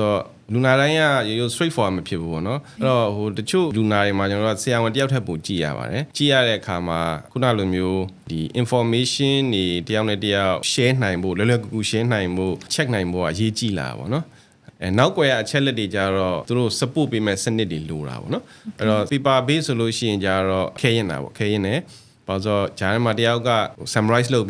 ပေးတာပဲဖြစ်ဖြစ်ဆွေးနွေးလို့ရတယ်အဲ့ဒါမဟုတ်လို့ရှိရင်ဒီ record မှာပဲသူတို့ direct ရိုက်ပေါ့နော်ကျွန်တော်တို့မှာဟို group chat လို့ပေါ့နော်ဒီပေါ်မှာသူ comment ပေးလို့ရမယ် suggest ပေးလို့ရမယ်သုံးသက်ကကျွန်တော်တို့ patient centric ပါပဲလူနာဗဟိုပြုပေါ့နော်ဒါနိုင်ငံတကာမှာလည်းဒီတိုင်းပဲပြောကြတယ်လူနာဗဟိုပြုချက်မှစောင့်ရှောက်မှုပေါ့အဲ့တော့ကျွန်တော်တို့ရဲ့ဒါ angle ကဟိုလူနာနေကောင်းသွားဖို့ပြီးတဲ့အခါမှာသူ့ရဲ့ကြမ်းမာနဲ့ဘဝကိုဖြတ်သန်းနိုင်ဖို့ပေါ့နော်ဒါကတော့ကျွန်တော်တို့ဒါစီးပညာရှင်တိုင်းရဲ့ဒါအန်ကိုပါပဲအဲ့ဒီနေရာမှာခုနလိုမျိုး information တွေအတူတူ share ပြီးတော့ကြည့်လို့ရတယ် comment ပေးလို့ရ review လုပ်လို့ရတာအများကြီးကြိုးရှိစေပါတယ်ဟုတ်ကဲ့ပါဆရာအရင်တော့ဆိုလို့ရှိရင်ဒီလူနာမှတ်တမ်းတွေကိုဆေးရုံတွေမှာပဲတင်စီထားတတ်တာများတယ်ပေါ့နော်ဒီနောက်ပိုင်းမှာဆိုလို့ရှိရင်လူနာတွေကသူတို့ရဲ့ဒီကျန်းမာရေးအချက်အလက်တွေကိုကိုယ်တိုင်ကြည့်ရှုခွင့်ရတဲ့နယ်ဆိုပြီးတော့မြင်လာမိရပေါ့ဒီလိုမျိုးအခြေအနေတွေပြောင်းလဲလာတာမျိုးကဘာကြောင့်အရေးကြီးလဲလို့ထင်မိပါလဲဗမာပြည်မှာမဟုတ်တကမ္ဘာလုံးဒါမျိုးဖလန်ကျန်းမာရေးစောင့်ရှောက်မှုမှာဒါ medical record ဆိုတာဆေးရုံနဲ့ဆိုင်တယ်လို့ဖြစ်နေအောင်နော်ဒါပေမဲ့တကယ်တော့ medical record ဆိုတာလူနာရဲ့အပိုင်မှာတင်ပါကျွန်တော်လူနာရဲ့အပိုင်မှာလူနာရဲ့ဒီ record ကိုကျွန်တော်တို့အတွက်ကလည်း very highly confidential ထိန်းသိမ်းရတယ်သူများစီမပေါက်ကြဘူးဒါဆေးရုံရဲ့ကျင့်ဝတ်ပိုင်းဆိုင်ရာပေါ့ဆရာဝန်လည်းအတူတူပါပဲဆရာဝန်တွေနဲ့လည်းဒါကိုလူနာအကြောင်းကိုပြောခွင့်မရှိဘူးဒါကျွန်တော်တို့ရဲ့ဒါ ethic ကော code of conduct တွေမှာအကုန်လုံးဒါတိတိကျကျပါပြီးသားပေါ့အများပြည့် medical record ကလူနာဆိုတော့ညာလဲရေးတာကြတော့ဆရာဝန်တွေဒီကျန်းမာရေးဝန်ထမ်းတွေဆိုတော့သူတို့ရေးတဲ့အသုံးအနှုန်းပါညာအပြင်လူနားလဲကိုခက်ပါတယ်ခက်တယ်ဒါပွင့်လင်းပြောတယ်မလားဒါဆရာဝန်တယောက်ရေးတဲ့ record တာမန်လူဖတ်ခိုင်းဘယ်သူမှမဖတ်နိုင်အောင်တုံတန်အောင်လေဒါအတွေ့အကြုံရှိလေးမလှလဲတစ်ပိုင်းပေါ့နော်လေးမလှလဲတစ်ပိုင်းပြီးတဲ့အခါမှာနောက်ပြီးတော့တုံးထားတဲ့အသုံးနှုန်းပေါ့ဆိုတော့ရင်ဘတ်အောက်နေဆိုတာမျိုးပဲကျွန်တော်တို့ကရိုးအင်္ဂလိပ်လိုမသုံး medical term ဆိုတစ်ခုဖြစ်တာပေါ့နော်အဲ့လိုမျိုးတွေသုံးတဲ့အခါကျတာမန်လူတွေခက်ခဲတယ်ခုခေတ်မှာကျတော့လူနာတွေအနေနဲ့လည်း health education ပိုကောင်းလာပြီ awareness တွေပိုကောင်းလာပြီခုနလိုနီးပညာတွေလည်းဟိုဖြစ်လာတဲ့အခါကျတော့ self လို participatory ဖြစ်လာပါတော့ကျန်းမာရေးကုသတဲ့အခါမှာရင်တော့လိုမျိုးဒါလူနာတယောက်ကမဖတ်နိုင်လို့မသိတာတဲ့စားလို့ရှိရင်သိလာတော့သူ့အနေနဲ့ကြိုတင်ပြင်ဆင်လို့ရတယ်ဟိုကို self လို့ပြောမလဲ improvement တွေလုပ်လို့ရတာမျိုးတွေအများကြီးရှိတယ်အရင်တော့ဆိုတာမျိုးကခက်ခဲတဲ့ practice ပေါ့နော်အခုခေတ်မှာအရင်လွယ်သွားပါပြီဟုတ်ကဲ့ပါအခုနောက်ပိုင်းလူနာတွေအနေနဲ့ဆိုလို့ရှိရင်ရောတို့ရဲ့ဒီကျန်းမာရေးခီးလမ်းမှာတက်ကြွပါဝင်လောက်ကင်နေတယ်လို့ယူဆမိသလားပေါ့နော်ဟုတ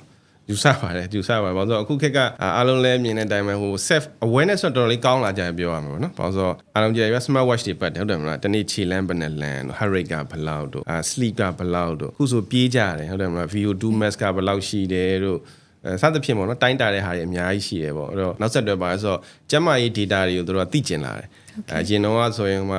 ဆိုတော့နှလုံးခုန်နှုန်းကပြေးတဲ့အချိန်မှာဘယ်လောက်ရှိတယ်အခုဆိုဘယ်လောက်ရှိတယ်သွေးပေါင်ညင်ကဘယ်လောက်ရှိတယ်8 score ကတော့ဘယ်လောက်ရှိတယ်ဒါတွေကလူတွေကတော်တော်များများသိကျင်လာကြတယ်နိသိကျင်လာတော့ဒါနဲ့ဆက်ပြီးတော့ခုနလိုမျိုးကိုယ့်ရဲ့ medical check up တဲ့လောက်ထားတဲ့အဖြေတွေ result တွေကိုလည်းသိကျင်လာတယ်အတူတူပဲပေါ့နော်အဲ့ဒီနှစ်ခုပေါင်းလိုက်လို့ရှိရင်လည်းတယောက်ချင်းစီအတွက်အရန်အကျိုးရှိတဲ့ကျန်းမာရေး knowledge တွေကျန်းမာရေးအသိတွေလည်းသိနိုင်တာပေါ့အဲ့တော့ဒီလိုမျိုး knowledge တွေကချက်လက်တွေကတစ်ဆင့်ရနိုင်တဲ့အတွက်ကြောင့်ကျွန်တော်တို့အများကြီးမျက်စိအောက်မှာပဲသိတာပေါ့နော်လွန်ခဲ့တဲ့ကျွန်တော်မှတ်မှတ်ရကိုဗစ်နောက်ပိုင်းမှာတော်တော်လေးသိတာလာအဲ့လိုမြင်ပါတယ်ဟုတ်ကဲ့ပါဆရာဒီအခုပေါ့နော်ပန်းလိုက်ဆေးရောကနေပြီးတော့ဖန်တီးထားတဲ့ဒီ HEAL application အကြောင်းကိုလည်းအသေးစိတ်ပြီးတော့မိတ်ဆက်ပေးပါအောင်ရှင်ကျွန်တော်တို့ဒါ key ဘိုင်ပန်းလှိုင်ပေါ့နော် HEAL HEAL ပေါ့ HEAL ရဲ့နောက်မှာကျွန်တော်တို့ date ပဲရှိပါတယ် Health Empowerment and Active Living ပေါ့ကျွန်တော်တို့ရဲ့အဓိကရည်မှန်းချက်ကတော့လူနာကိုကျွန်တော်တို့က empower လုပ်ချင်တယ်ကျန်းမာရေးကုသမှုဒီစောင့်ရှောက်မှုခရီးစဉ်မှာပြီးတဲ့အခါမှာ active living ပေါ့သူတို့ရဲ့ဒီ lifestyle မှာလည်းဒါ actively ဒါ support လုပ်တဲ့ tool အနေနဲ့ဖြစ်စေချင်တယ်ပေါ့နော်ပုံမှန်ဆိုလို့ရှိရင်ဒါ mobile app နဲ့ဆိုလို့ရှိရင်တော့ဟိုရိုးရိုးလေးစဉ်းစားရင်တော့ဒီမှာ booking တင်လို့ရမယ်ပေါ့ပြီးတဲ့အခါမှာဆရာဝန် list လေးကြည့်လို့ရမယ်ပေါ့ဒီအောင်ဖုန်းဆက်လို့ရစသဖြင့်ပေါ့နော်အဲ့လိုမျိုးလေးဟိုမြင်နိုင်ပါတယ်ဆိုတော့လေကျွန်တော်တို့ရဲ့ဒီအဓိကအားသာချက်ကကျတော့ကျွန်တော်တို့ကဒီ electronic medical record system ကိုဒါ fully သုံးတဲ့ဆေးရုံပေါ့နော်ဒါ normal မှာဆိုဒါကျွန်တော်တို့တခုလည်းရှိရလို့တော့ပြောလို့ရပါတယ်ဒါ fully ပေါ့နော်ဒီ mobile app နဲ့ကျွန်တော်ချိတ်ဆက်တဲ့နေရာမှာအများကြီးအားသာချက်ရှိပါပါနော်ပြီးတော့ဒီထဲမှာတခြားလိုအပ်တဲ့ healthcare service တွေ one stop အကုန်လုပ်လို့ရတယ်ပေါ့နော်ကျွန်တော်တို့ဒါဆရာဝန်နဲ့ tele consultation ပြောမယ်ပြီးတဲ့အခါမှာလိုတဲ့ကျန်းမာရေး check up တွေကျွန်တော်တို့က booking တင်မယ်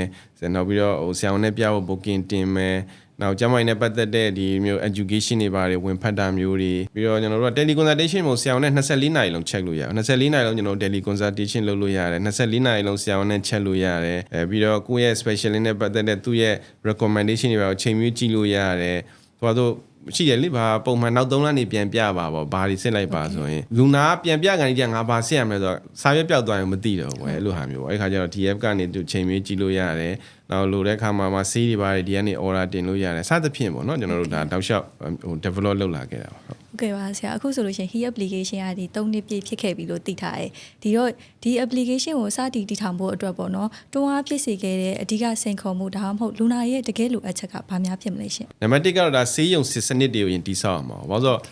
mobile app ကတကယ်တော့ရှေ့မှာဟို mobile ကရှေ့တကားပေါက်လေးပဲရှိတယ်အနောက်မှာဟို system တွေမကောင်းရင်အလကားပဲပေါ့အဲ့တော့ကျွန်တော်တို့ mobile app ကိုဒီကဟိုလုပ်ချင်တဲ့ရည်ရွယ်ချက်ဆိုတော့ပြန်သွားလို့ရင်တော့ကျွန်တော်တို့ part of our digital transformation ကတော့နံပါတ်1ပေါ့နော်ကျွန်တော်တို့ဒါကျန်းမာရေးကုသမှုပေးတဲ့ခရီးစဉ်မှာဒါ digital စနစ်ကမရှိမဖြစ်လို့ကျွန်တော်တို့ခံယူထားခဲ့ပေါ့အဲ့ဒီကလွန်ခဲ့တဲ့10နှစ်လောက်ထဲရပါတော့အဲ့တော့ကြောင့်မလို့ကျွန်တော်တို့ကဆေးရုံစနစ်တွေရင်တိဆောက်တယ်ပြီးတဲ့အခါမှာဆေးရုံစနစ်တိဆောက်နေမရဘူးဒါလူနာတို့လက်ထဲထဲဖို့လဲ digital စနစ်တစ်ခုလိုတယ်ဆိုပြီး HEAL ကိုတိဆောက်ခဲ့တယ်ပေါ့ပြီးတဲ့အခါမှာခုနပြောတဲ့ access ပေါ့နော်ကျွန်တော်ဟိုအစမှာပြောခဲ့ဆို access ဆိုလူနာတွေကိုဟို access ကိုလွယ်လွယ်ကူကူရစီခြင်းတယ် mobile app လေးထောင်ပြီးတော့အထဲမှာဘာတွေရှိလဲဆရာဝန်တွေဘယ်သူရှိတာလဲဘယ်ချိန်နေထိုင်တာလဲပြီးလို့ရှိရင် medical check up လုပ်ရင်ဘယ်ဈေးလေးလဲအဲ့လိုမျိုးအနည်းဆုံးတော့ကြည့်လို့လွယ်သွားတယ်ပေါ့ ango ကကြောင့်ကျွန်တော်တို့ကဒီ disease model နဲ့ wellness model ကိုသွားကျင်တာပေါ့တော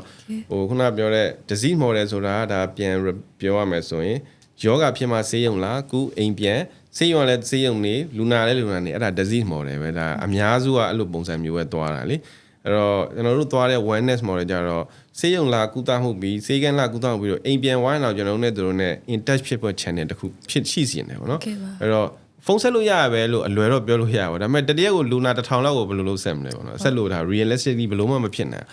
်နိုင်တဲ့အတွက်ကြောင့်မို့လို့ကျွန်တော်တို့ကဒါဟိုဒီမျိုး app ကဒါအရေးကြီးလာပေါ့။မှာဆေးရုံတစ်ခုတည်းမဟုတ်ဘဲနဲ့အိမ်မှာပါကျန်းမာရေးစောင့်ရှောက်မှုပေးနိုင်မှုဒါ digital platform တစ်ခုလို့တိစောက်ထားတဲ့သဘောပါဟုတ်ကဲ့ပါဆရာအဲ့ဆိုလို့ရှိရင်ဒီ HEAL application ကနေတဆင့်ဆရာဝန်နဲ့တိုင်ပင်ဆွေးနွေးတာမျိုးပြီးတော့အခုဆိုလို့ရှိရင်ဆေးရုံရက်ချက်ယူလိုက်တာနဲ့ကိုယ့်ရဲ့ကျန်းမာရေးအချက်လက်တွေကိုကြည့်ရှုနိုင်ပြီပေါ့နော်ဒီတော့ဒီလိုမျိုးကြည့်ရှုနိုင်တာကနီးပညာတွေကိုပံ့ပိုးကူညီပေးတာကဘာတွေတိုးတက်ပြောင်းလဲမှုဖြစ်သွားလဲဆရာကျွန်တော် HEAL ကိုသုံးပြီးတဲ့အခါမှာဒီလူနာတွေအနေနဲ့ပို့ပြီးတော့ဟို awareness ရှိလာရတယ်ဆိုတာမျိုးလေးတွေ့ရတယ်ပေါ့နော်တွေ့ရတယ်ဘာလို့လဲဆိုတော့ဟို seeing is believing ပဲဗျာအဲ့တော့ကျွန်တော်တို့ကနေမကောင်းလို့အဖြေတစ်ခုခုဟိုဟာဖြစ်သွားလို့ဟိုဆေးတောက်လိုက်တယ်နောက်6လနေမေ့သွားနိုင်တယ်ဟိုစိုးစိုးဝမ်းဖြစ်ရင်သိရမလားပြီးရင်တစ်နှစ်နေပြန်ဆက်ရမယ်ဆိုတာသူတတိယကြမှာရမယ်ဒါမျိုးလေးပေါ့ ကျွန်တော် app ဖြစ်သွားတဲ့ခါကျတော့အနည်းဆုံးကျွန်တော် app ကနေကျွန်တော်တို့ကသူတို့လို့ note လေးပို့နေရရှိတယ်သိရမလားဘာလေးတွေချက်ပြီးလားဆိုတော့အနည်းဆုံးတော့ awareness လေးရှိပြီးတော့သူ record လည်းတော့အချိန်မြင့်ကြည့်လို့ရတဲ့ခါကျတော့အဲ့တော့ငါဒီဖြေမကောင်းတာပဲဘယ်လောက်မကောင်းတာလဲမသိဘူးကြည့်လိုက်အောင်မယ်ဟဲ့အဲ့လိုမျိုးလေးသတိရအောင်ကြည့်လိုက်တော့အဲ့တော့မကောင်းဘူးဆရာဝန်ကတော့နောက်ဘယ်လောက်နေပြန်စစ်တင်နေဆိုပြန်စစ်လိုက်အောင်မယ်ဒါမျိုး awareness တွေတက်လာအောင်နော်ပြီးတဲ့အခါမှာဆရာဝန်နဲ့လူနာရဲ့ကဲမှာလည်းအများကြီးအထောက်အကူဖြစ်တယ်ပေါ့နော်အဲ့လိုဟာမျိုးလေးတွေကတော့ဥပမာလေးဟုတ်ကဲ့ပါဆရာhe application အသုံးပြုမှုနဲ့ပတ်သက်ပြီးတော့ပေါ့နော်ဒီ3နှစ်တာကာလတစ်လျှောက်လုံးမှာအသုံးပြုတဲ့ဟာနဲ့ပတ်သက်ပြီးတော့စိတ်ဝင်စားစရာကောင်းတဲ့အခြေအနေဒါမှမဟုတ်မှတ်တိုင်လေးတစ်ခုရှိလို့ရှိရင်မျှဝေပေးပါအောင်ဆရာခုဆို3နှစ်ပြည့်ပြီပေါ့နော်3နှစ်ပြည့် he ဘိုင်ပန်းလိုင်းက3နှစ်ပြည့်ပြီးတော့ကျွန်တော်တို့လက်ရှိပန်းလိုက်ဆေးရုံဈေးကမှာကျွန်တော်ဆေးရုံ3ခုနဲ့ဈေးက9ခုရှိရပေါ့တစ်နှစ်ကိုကျွန်တော်တို့ကလူနာ3သိန်းကနေ5သိန်းကြားလောက်ကြည့်တယ်ပေါ့နော်ဆေးရုံမှာကြည့်ရလဲပါတယ်တခြား online ကနေတခုခုကျွန်တော်တို့ service ပေးလိုက်တာလည်းပါမျိုးစုံပေါ့နော်အဲ့တော့လူနာ3သိန်းကျော်လောက်ကတော့ကျွန်တော် he app သုံးနေကြပြီလို့ပြောလို့ရအောင်ဒါ3နှစ်အတွင်းမှာပေါ့3သိန်းကျော်သုံးနေကြပြီအဲ့ထဲမှာတစ်လောက်လူနာ2000ဝက်လောက်သုံးတယ်တစ်ရက်ကိုကျွန်တော်တို့ဒါ1500နဲ့2000ကြားလောက်ပုံမှန်သုံးနေတာပေါ့နော်ဒါကတော့ကျွန်တော်တို့ရဲ့ဒါမှတ်တိုင်တစ်ခုပေါ့ဒါကျွန်တော်တို့ရဲ့နောက်မှတ်တိုင်ရတော့ကျွန်တော်တို့ဒါနောက်9နှစ်အတွင်းမှာတော့လူနာ1တန်းလောက်ထိကို service ပေးနိုင်မှုတော့ရည်မှန်းထားတယ်ပေါ့နော်။ဘာလို့ဆိုတော့ဒီလို digital နဲ့ဆိုလို့ရှိရင်ကျွန်တော်တို့ကအများကြီ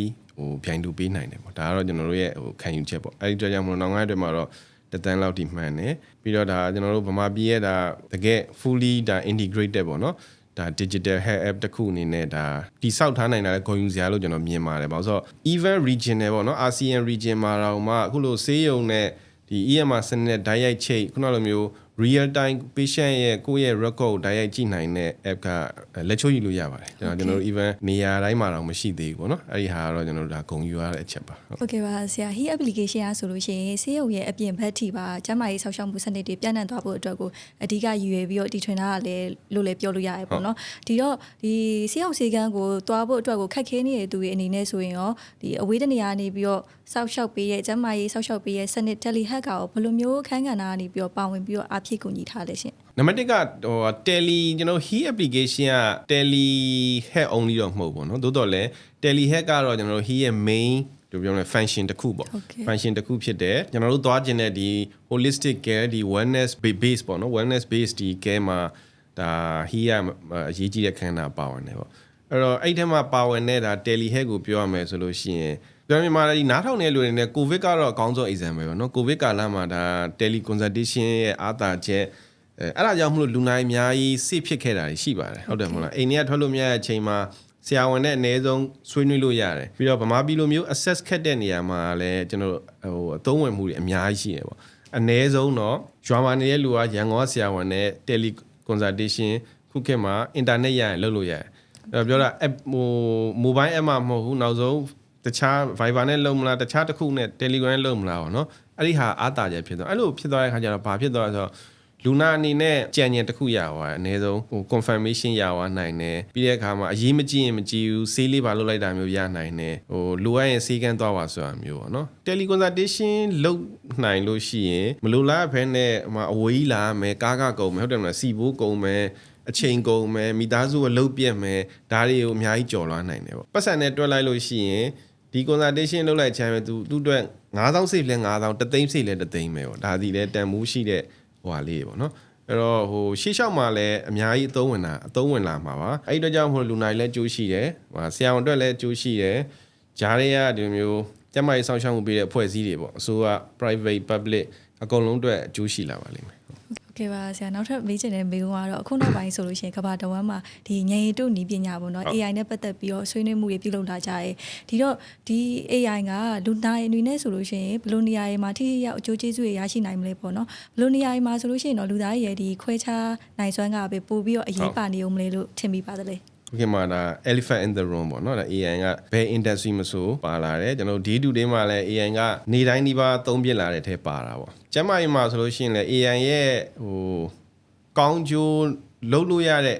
use case ပေါ့နော်ဒီကအများကြီးရှိပါတယ်ပြောရင်ကျွန်တော်တနေကုန်လောက်ပြောရမှာအဲ့တော့သူ့ရဲ့အားသာချက်ကကြတော့ခုနလို information တွေအများကြီးသူက process လုပ်နိုင်တာပေါ့နော်ပုံမှန်လူတယောက်ကဆရာဝန်တယောက်ကဆိုလို့ရှိရင်သူကဟုတ်တယ်မလားခုနလို even electronic medical record ပဲကြည့်တာပဲဆို तू ဘယ်လောက်ဖတ်နိုင်မှာလူနာက3နှစ်စာလောက် medical record ကိုဆရာဝန်ကဒီ9မိနစ်10မိနစ်တွင်းမှာတော့ तू 100% ဖတ်ဖို့ဆိုတာခက်ပါတယ်အဲ့တော့ तू ကသူ့ရဲ့ပညာဉာဏ်အတွေ့အကြုံနဲ့ key point တွေကြည့်တာတွေကို तू တောက်လျှောက်ကြည့်တယ်ဒါပေမဲ့ AI ကြတော့အကုန်လုံးကိုတစ်ခါတည်းဖတ်နိုင်တယ်ဒါကြောင့်မို့လို့ဆရာဝန်ကခုနကျွန်တော်ပြောဆို support team ပေါ့နော်အဲ့လိုဟာမျိုးတွေမှာသုံးနိုင်မယ်ပြီးတော့ဆရာဝန်တွေ nurse တွေကကျွန်တော်တို့စီးပညာရဲ့လိုအပ်ချက်ရ documentation အရန်လုပ်ရတယ်ဘာလို့ဆိုတော့ကျွန်တော်တို့ကဟို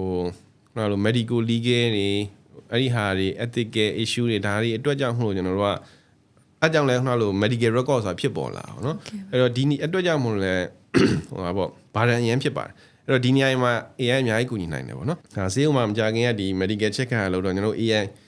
မှာနှစ်နေရာမှာကျွန်တော်စသုံးကြည့်တယ်ပေါ့နော် customer care ပေါ့သူတို့ဒါကျွန်တော် AI chatbot အနေနဲ့သုံးကြည့်တယ်နောက်တစ်ခုကကျတော့ဆရာဝန်တွေကဒီ medical check report တွေကို report ရေးရတယ်သူ့ရဲ့သွေးဖြည့်တွေအများကြီး physical finding တွေကိုကြည့်ပြီးတော့ကျွန်တော် report ရေးရအဲ့နေရာမှာကျွန်တော် AI ကိုသုံးတယ်ပေါ့နောက်ခုသုံးကြည့်တဲ့အခါမှာတော်တော်အကျိုးရှိတာကိုတွေ့တယ်ပေါ့နော်ဘာလို့ဆိုတော့လူနာတွေကကြတော့ခုနလို inquiry လာပြီဟာဘာတွေစစ်လို့ရလဲကျွန်မကအသက်ဘယ်လောက်body weight ကဘယ်လောက်ရှိတယ်ဘယ် check ကဆက်အောင်ဆိုပုံမှန်လူတယောက်ဆိုကျွန်တော်တို့ကအဲ့လို campaign period ဆိုလို့ရှိရင်တရက်ကိုလို့ယာနဲ့ထောင်နဲ့ချီပြီးတက်လာတာ reply လုပ်ဖို့အရန်ခက်တယ်အဲ့တော့ AI ကိုကျွန်တော်တို့ train ထားတဲ့ AI ကို reply လုပ်ခိုင်းတော့လူနာနည်းလည်းမေးပြရတယ်သူချက်ချင်းဖြေရတယ်ပုံမှန်လူတယောက်ဆိုကျွန်တော်တို့မပြန်နိုင်ဘူးအောင်တဲ့အတိုင်း messenger reply ကနည်းနည်းဟိုခက်တယ်လေကိုကလည်း24နာရီလုံးလူလည်းမခန့်ထားနိုင်ဘူးပေါ့နော်အဲ့ခါကျတော့အဲ့မှာတော်တော်လေးအသုံးဝင်တယ်ပေါ့နောက်ပြီးတော့ဟိုနားလို medical report ဟာမှာဆိုလို့ရှိရင်လည်းဆရာဝန်တယောက်ကဒီလူနာစစ်ထားတဲ့အကုန်လုံးကျွန်တော်တို့ကြည့်တယ်ကြည့်ပြီးတော့ report ရေးရဆိုအနည်းဆုံးတော့မကြောက်ဆိုရင်တော့နိုင်ဝက်ကြာတာပဲနိုင်ဝက်ကြာဒါတော့မှဆရာဝန်က10မိနစ်2မိနစ်လောက်အတွင်းမှာသူ report တစ်ခုကို final နဲ့လုပ်နိုင်တော့ AI ဖတ်တာလွန်ကျော်သူကစက္ကန့်30လောက်ပဲကြာတာဒီဟာတွေစက္ကန့်30 45စက္ကန့်လောက်ပြီးတဲ့အခါမှာဆရာဝန်က review လုပ်တော့ဆရာဝန်က2မိနစ်3မိနစ်လောက်ဆိုလို့ရှိရင် report တစ်ခုပြီးသွားအဲ့တော့ခုနလိုမျိုးအများကြီးကြိုးရှိတယ်ပေါ့နော်ဒါကကျွန်တော်အသေးလေးပဲရှိသေးတယ်ပေါ့တကယ်တော့အများကြီးတခြားနေရာမှာသုံးတယ်ဆိုလို့ရှိရင်ဒီထက်အသုံးဝင်တဲ့ဘိုင်းတွေအများကြီးရှိနိုင်ပါသေးတယ်ဟုတ်ကဲ့ပါဆရာအခုအမှတ်တရစီစဉ်ကိုကြည့်ရှုနေတဲ့ပရိသတ်တွေထဲမှာပေါ့နော် He application အကြောင်းလေ့လာချင်တာပဲဖြစ်ဖြစ်အသုံးပြုချင်တာပဲဖြစ်ဖြစ်ပေါ့နော်ဘယ်လိုမျိုးဆောင်ရွက်လို့ရလဲဆိုတာလေးကိုလည်းပြပြပေးပါအောင်ပြီးတော့ဒီပန်းလိုက်ဆေးရောကနေပြီးတော့နောက်ထပ်လှုပ်ဆောင်ချက်အသစ်တွေရှိလို့ရှိရင်လည်းမျှဝေပေးပါအောင်ဆရာဟုတ်အဲ့တော့ဟို He app ကကျွန်တော်တို့ဒါ Google ကောဒီ app ဒီ iOS မှာရောကျွန်တော်တို့ရှိပါတယ်အဲ့တော့အဲ့မှာ He ဘိုင်ပန်းလိုက်မနော် HEAL He ဘိုင်ပန်းလိုက်လို့ရှာရင် He app ကိုမြင်ရပါလိမ့်မယ်အဲ့မှာ download ဆွဲပြီးသွားလို့ရှိရင် app ထဲမှာ register မလုပ်ဖဲလည်းဝင်ကြည့်လို့ရပါတယ်ကျွန်တော်တို့ဒါဘယ်ဆရာဝန်တွေရှိတယ်နောက်ပြီးဘယ်လို service တွေရှိတယ်ဆိုတာကြည့်လို့ရတယ်ရှေ့လျှောက်မှာလည်းကျွန်တော်တို့ဒါ He app ကတစ်ဆင့်ကျွန်တော်တို့ရဲ့ဒါမူဝါဒပေါ့နော် vision တိုင်းပဲနေမကောင်းတာတွေမဟုတ်ဘဲနဲ့ကျွန်တော်တို့ဒါကျန်းမာတဲ့လူတွေကိုပါဟိုပေးနိုင်တဲ့ဒီကျန်းမာရေး service ပေါ့နော်အဲ့ဒါမျိုးတွေပေးနိုင်အောင်ကျွန်တော်ဆက်လုပ်သွားဖို့ရှိတယ်ဥပမာဆိုလို့ရှိရင်day to day မှာအစားတောက်ကစားလို့ပတ်သက်တဲ့ service မျိုးတွေပြီးတော့ကျန်းမာရေးနဲ့ပတ်သက်တာကိုယ့်ရဲ့ဒါလေ့ကျင့်ခန်းနဲ့ပတ်သက်တာနောက်ဆုံးဟိုစိတ်ပင်ပန်းလို့မျိုး relax လုပ်ချင်တာအလှပရအစသဖြင့်ပေါ့နော်အဲ့ဒီပိုင်းဒီမှာပါကျွန်တော်တို့ဒါစတင်မိတ်ဆက်ပေးသွားဖို့ရှိပါတယ်ဒီနှစ်ထဲမှာပြီးတော့ရှေ့လျှောက်မှာလည်းကျွန်တော်တို့ he app ကိုတုံးပြီးတော့ဒါပန်းလိုက်ဆေးရုံရဲ့ဝန်ဆောင်မှုတွေပေါ့နော်ဒါဆေးရုံဆေးခန်းလာတဲ့လူတွေအတွက်လည်းမှာပို့ပြီးတော့ convenient ဖြစ်အောင်ကျွန်တော်တို့လှုပ်ဆောင်သွားဖို့ရှိတယ်ဒါအဲ့ထက်ဥမာတစ်ခုဆိုလို့ရှိရင်ဒါတစ်ကမ္ဘာလုံးမှာဆေးရုံဆေးခန်းသွားရင်ကြုံရတဲ့ big issue တခုကဒါကျန်းမာရေးမဟုတ်ပါလဲဆိုတော့ပတ်စံရှင်းရတာပါပတ်စံရှင်းရတာပေါ့နော်ပတ်စံရှင်းရတာဘယ်ဆေးရုံဆေးခန်းသွားပြီးပတ်စံရှင်းရဆိုစောင့်ရတယ်တစ်ကမ္ဘာလုံးဘယ်ဆေးရုံဆေးခန်းမဆိုတာဟို challenge တစ်ခုပေါ့နော်အဲ့ဒါကိုကျွန်တော်တို့ကဒါဆေးရုံလာလို့ရှိရင်နောက်ပိုင်းပတ်စံရှင်းတာဆိုကို app ကနေပဲရှင်းလို့ရအောင်ကျွန်တော်တို့ဒါ service ပေးသွားဖို့ရှိတယ်အဲ့တော့ကြောင့်မဟုတ်လို့လူနိုင်နဲ့တခါလဲ seamless ပေါ့ app က booking တင်ဆရာဝန်နဲ့ပြအကပဲပတ်စံပေးပြီးတော့အိမ်ပြန်သွားပေါ့နော်ကျန်တဲ့သွေးဖောက်တာပါညာလှုပ်ရှားရှိတာဒါတော့လှုပ်ရမှာပေါ့နော်အဲ့လိုမျိုးလေးကျွန်တော်တို့ဆက်လက်ဟိုချဲ့သွားဖို့ရှိပါတယ်ဟုတ်ကဲ့ပါဆရာနောက်ဆုံးမိကုန်းတစ်ခုလောက်မေးချင်ပါတယ်အဲ့ဒါကဘာလဲဆိုတော့မြန်မာနိုင်ငံရဲ့ဒီကျန်းမာရေးစနစ်ကပေါ့နော်နောက်3နှစ်ကနေပြီး9နှစ်အတွင်းမှာဘယ်လိုမျိုးပုံစံမျိုးနဲ့တိုးတက်ပြောင်းလဲလာမယ်လို့ထင်မိပါသလဲကျွန်တော်မြင်တာတော့ဟိုနံပါတ်1ကတော့လူတွေကပို့ပြီးတော့ proactive ဖြစ်လာမယ်လို့မြင်တယ်ပေါ့နော် proactive ဖြစ်လာမယ်ပို့ပြီး education ပို့ပြီးရှိလာမယ်တော့ကျန်းမာရေးနဲ့ပတ်သက်တဲ့ဟိုမျိုး demand တွေပုံများလာမယ်ပေါ့နော်ဒါတစ်ခုပေါ့ပြီးတဲ့အခါမှာ digital ကလည်းသိကြပါတယ်မဖြစ်မနေကျွန်တော်တို့ဆေးရုံတိုင်းလှုပ်ဆောင်မဲ့ဒီအဓိကဟိုပါပေါ့ဟိုမန်တိုင်တစ်ခုအနေနဲ့ဖြစ်လာမှာပါဒါဆေးရုံဆေးခန်းတိုင်းဒါပုဂ္ဂလိကရော public ရောဘာလို့ဒီခေတ်မှာ AI ခေတ်မှာဒီ digital မှမသွားလို့ရှိရင်ကျွန်တော်တို့ကပိုကြံခဲ့ဖို့ရှိပါတယ်အဲ့တော့မဖြစ်မနေ ဆေးရုံတွေကသွားကြလိမ့်မယ်အဲ့သွားကြတဲ့နောက်ွယ်မှာလည်းကျွန်တော်တို့က human resource တွေနောက်ပြီးတော့တခြား financial resource လိုအပ်ချက်တွေရှိလာမှာပေါ့နော်အဲ့တော့ human resource ဆိုတဲ့မှာကျန်းမာရေးဒီနည်းပညာပိုင်းဆိုင်ရာပညာရှင်တွေပြီးတဲ့အခါမှာ IT ပညာရှင်တွေဒါတွေလိုလာမယ်ပေါ့နော်နောက်တစ်ခုကကြတော့ကျွန်တော်တို့ကဒီ NCD လို့ခေါ်တာပေါ့ non communicable disease ပေါ့နော်ပိုးကြောင့်ဖြစ်တာမဟုတ်ဘဲနဲ့အဓိကတော့သွေးတိုးစီးချိုကင်ဆာပေါ့ဒီယောဂတွေကပွင့်လင်းပြောရရင်တော့တက်လာဖို့မြင်တယ်ပေါ့နော်တက်လာဖို့မြင်တယ်ကျွန်တော်တို့ရဲ့ဗမာနိုင်ငံချင်းအဲ့တော့ဒါနဲ့ပတ်သက်လို့ကြိုတင်ကာကွယ်တဲ့ဟာတွေပြီးတဲ့အခါမှာနာတာရှည်ကုသမှုကျန်းမာရေးစောင့်ရှောက်မှုစီးရုံစည်းကမ်းတွေပို့ပြီးတော့များလာမယ်ပေါ့နော်များလာတဲ့အခါမှာခုနလို digital စနစ်နဲ့ကြိုတင်ကာကွယ်တာတွေကပိုလိုအပ်လာမယ်လို့မြင်ပါတယ်ဟုတ်ကဲ့ပါဆရာအခုလိုမျိုးဒီနည်းပညာတွေကနေတဆင့်ဒီကျန်းမာရေးစောင့်ရှောက်မှုစနစ်မှာဘယ်လိုမျိုးအကျိုးကျေးဇူးတွေရရှိလဲဆိုတာကိုလည်းတေချာလေးရှင်းပြပေးရတဲ့အတွက်လည်းကျေးဇူးအများကြီးတင်ပါတယ်ရှင်ကျေးဇူးပါဟုတ်ကဲ့ပါပြည်သက်တွေအတွက်စကားလက်ဆောင်လေးပြောပြပါအောင်ဆရာဟုတ်စကားလက်ဆောင်တော့အားလုံးကိုစိတ်နှပါကျမ်းမာချမ်းသာကြပါစေပေါ့နော်ဒီနေ့ဒါကျွန်တော်ပြောတဲ့စကားတွေကတစ်ဆင့်နဲ့ဒါကျမ်းမာရေးစောင့်ရှောက်တဲ့နေရာမှာဒီနည်းပညာရဲ့အရေးကြီးပုံကိုထိုက်တဲ့သိကြမယ်နိုင်လိမ့်မယ်လို့မျှော်လင့်ပါတယ်ဒါကျွန်တော်တို့ဒါလူနာဘက်ကရောကျန်းမာရေးစောင့်ရှောက်မှုပေးတဲ့ဒါပုံကူများရောပေါ့နော်အဲ့တော့အားလုံးအတွက်အကျိုးရှိမယ်လို့မျှော်လင့်ပါတယ်ဗျကျေးဇူးပါဒီပညာဆိုတာကလုပ်ငန်းစဉ်တွေကိုပုံမမြိုက်ဆိုင်အောင်တွေမဟုတ်ပေနဲ့မိမိတို့ရဲ့ကျန်းမာရေးခီးလမ်းမှာပုံမလက်လန်းမိဖို့ပြီးတော့ပေါင်းစည်းထားတဲ့ကျန်းမာရေးစနစ်တွေကိုကုသမှုရလဒ်တွေကိုကောင်းမွန်စွာရရှိဖို့နဲ့ဒီကျန်းမာရေးခီးလမ်းမှာတော်တော်ကြပါဝင်နိုင်ဖို့ကိုအများကြီးထောက်ကူပြုရဆိုတာကိုသိရှိခဲ့ရပါတယ်ဒီနေ့ဆွေးနွေးမှုကနေတဆင့်အဓိကရရှိခဲ့တဲ့အချက်ကတော့ဒီ digital ကျန်းမာရေးဆောက်ရှောက်မှုဆိုတာကလူသားရဲ့နေရာမှာနည်းပညာကိုအစားထိုးလိုက်တာမျိုးမဟုတ်ဘဲနဲ့လူနာတွေနဲ့ဒီကျန်းမာရေးပညာရှင်တွေကြားမှာပူးပေါင်းဆောင်ရွက်မှုတွေပုံမအားကောင်းအောင်နည်းပညာကိုအသုံးချလိုက်တာပဲဖြစ်ပါရဲ့ရှင်မြန်မာနိုင်ငံရဲ့ကျန်းမာရေးဆောက်ရှောက်မှုတွေတိုးတက်ပြောင်းလဲလာတဲ့အမျှဒီလိုပြောင်းလဲမှုမျိုးကိုနားလည်သဘောပေါက်ထားခြင်းအားမိမိတို့ရဲ့ကျန်းမာရေးဘဝခီးလမ်းတစ်လျှောက်မှာပုံမခိုင်မာတဲ့ဆုံးဖြတ်ချက်တွေချမှတ်နိုင်မှုအတွက်ကိုအများကြီးထောက်ကူပြုတယ်ဆိုတာကိုသိရှိခဲ့ရပါတယ်ရှင်။ကျမတို့ရဲ့ဒီနေ့အစီအစဉ်ကိုအဆုံးထိကြည့်ရှုပေးခဲ့ကြတဲ့အတွက်လည်းကျေးဇူးအများကြီးတင်ပါတယ်ရှင်။နောက်ထပ်အပိုင်းတွေမှာဆိုလို့ရှိရင်လည်းပန်းလိုက်စီယုံနဲ့ပူပေါင်းတင်ဆက်ထားတဲ့အပိုင်းတစ်တွေကိုလည်းအားလုံးလည်းဆက်လက်စောင့်မျှော်ကြည့်ရှုအားပေးကြပါအောင်ရှင်။အားလုံးပဲတာပျော်ရွှင်တဲ့နေ့လေးဖြစ်ပါစေရှင်။